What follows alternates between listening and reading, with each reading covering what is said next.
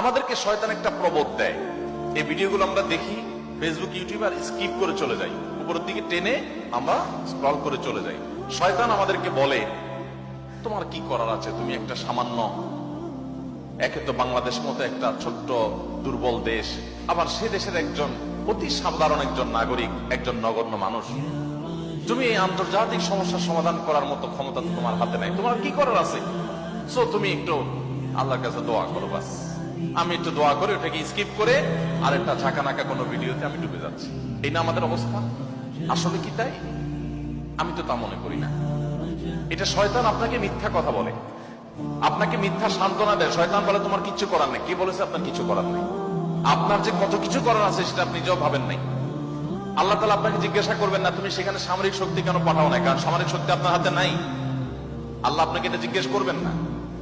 আল্লাহ আপনাকে বলবেন না তুমি মানবিক সহায়তা নিয়ে শত শত হাজার হাজার টন কেন খাবার পাঠাও নাই সেখানে, কারণ এই ক্ষমতা আপনার হাতে নাই। আল্লাহ এটা জিজ্ঞেস করবেন না। আল্লাহ জিজ্ঞাসা করবেন তোমার হাতে একটা ইহুদি পণ্য তোমার বাসায়, তোমার টয়লেটে, তোমার বেডরুমে, তোমার প্রত্যেকটা জায়গা, কখনো সাবানের নামে, কখনো শ্যাম্পুর নামে, কখনো লোশনের নামে, কখনো চকলেটের নামে, কখনো ড্রিঙ্কস এর নামে, কখনো রেস্টুরেন্টের ফাস্টফুডের নামে, তোমার বাসার প্রতিটা কক্ষে কক্ষে, প্রতিটা টয়লেটে তাদের পণ্যগুলো শোভা পেয়েছে। এই পণ্য বেচা টাকা দিয়ে তারা বোমা হামলা করে মানুষ মেরেছে। তুমি শুধুমাত্র তাদের প্রতি সিম্পেথি দেখাতে পারতে, সেটা তো দূরের কথা, উল্টো বরং তুমি সেই বোমা হামলার সঙ্গে জড়িত। তুমি জেনে হোক আর না জেনে হোক, তুমি বুঝে হোক আর না বুঝে হোক, তুমি কিন্তু সেই বোমা হামলার সাথে জড়িত।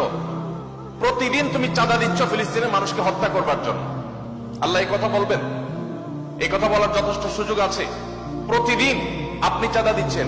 আমি একটা পেস্ট কিনতেছি না, আমি একটা বোমা হামলার জন্য টাকা ইনভেস্ট করছি বা চাঁদা দিচ্ছি। প্রতিদিন বাংলাদেশের প্রত্যেকটা মানুষের কাছ থেকে, প্রতিটা মানুষের ঘর থেকে ওরা চাঁদা তুলে নিয়ে যাচ্ছে। আপনি মনে করছেন মুদি দোকানে গিয়ে আমি মালামাল কিনে আনছি। আল্লাহর কসম করে বলছি এটা মালামাল কেনা না। এটা আপনি দেখছেন মালামাল কেনা, আমি এটাকে মালামাল কেনা দেখছি না। আপনি দেখছেন আপনি পেপসি বা কোকা কোলা বা সফট ড্রিঙ্কস এদের যেগুলো আছে সেগুলো আপনি ডক ডক করে গিলছেন। আমি দেখছি সেগুলা লাল কালারের ওই পেপসি না, এগুলো হলো ফিলিস্তিনের মানুষের রক্ত।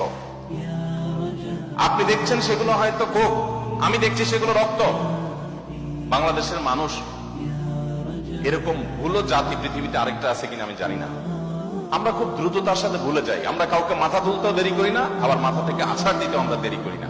এটা আমাদের একটা দুর্বলতা। আমাদের এই দুর্বলতাটা আমাদের কাটিয়ে ওঠার চেষ্টা করা দরকার। আমরা কয়দিন খুব জোরে সোরে বয়কট করে এরপরে আবার আমাদের সবকিছু সয়ে যায়। এক ভাই খুব চমৎকার বলেছেন, আমরা মানিয়ে নিয়েছি শোক, আবার উদরে ঢালছি কোক। আপনি নামাজ পড়তেছেন, আপনি সিজদা করতেছেন, আপনি অনেক কিছু করতেছেন, দিন শেষে আপনি মুসলমানদের হত্যার সঙ্গে জড়িত।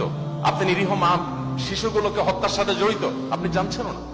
আমরা মুসলমানরা যদি শুধুমাত্র তাদের পণ্যগুলো বয়কটটা যদি যথাযথভাবে করতে পারি, তাহলে তারা অন্তত 50% এমনিতেই সাইজ হয়ে যাবে। আমি তো মনে করি যে এই প্রেক্ষাপটে, এই বাস্তবতায়, ফিলিস্তিনের এই বাস্তবতা অন্তত আপনারা যদি প্রত্যেকে আন্তরিক হন এবং সচেষ্ট হন, তাহলে সেক্ষেত্রে আপনারা বাণিজ্যিক ভাবেও লাভবান হতে পারেন, কিন্তু সেটা মূল উদ্দেশ্য থাকবে না। আপনারা মূলত দ্বীনি চেতনা থেকে এই কাজটি করবেন। আল্লাহ তাআলা আমাদের সবাই